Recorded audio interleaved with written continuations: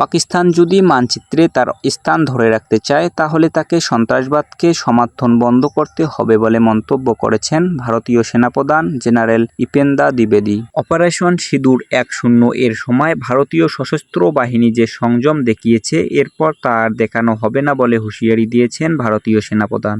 সংবাদ মাধ্যম এনটিভি জানিয়েছে, শুক্রবার ৩ অক্টোবর রাজস্থানের একটি সেনা পোস্টে গিয়ে এসব কথা বলেছেন জেনারেল ইপেন্দা দ্বিবেদী। পাকিস্তান যদি মানচিত্রে থাকতে চায় তাহলে তাদের রাষ্ট্রীয় পৃষ্ঠপোষকতায় সন্ত্রাসবাদ বন্ধ রাখতে হবে, যোগ করেন ভারতীয় সেনাপ্রধান। এর আগে বৃহস্পতিবার ২ অক্টোবর গুজরাটের ভুজ সীমান্ত ঘাঁটিতে সেনাপ্রধানের উদ্দেশ্যে ভারতের প্রতিরক্ষামন্ত্রী রাজনাথ বলেন, পাকিস্তান যদি সার্করিক এলাকায় অগ্রসর দেখানোর চেষ্টা করে তবে এমন জবাব দেওয়া হবে যা ইতিহাস ও ভূগোল দুটোই পাল্টে দিতে পারে। এদিকে ভারতীয় প্রতিরক্ষামন্ত্রীর মন্তব্য ঘিরে তীব্র রাজনৈতিক ও কূটনৈতিক আলোচনা শুরু হয়েছে। রাজনাথ বলেন, ১৯৬৫ সালের যুদ্ধে ভারতীয় সেনা লাহোর পর্যন্ত পৌঁছে গিয়েছিল, তাই পাকিস্তান মনে রাখা উচিত করাচি পৌঁছানোর রাস্তা সার্করিক দিয়েও যায়।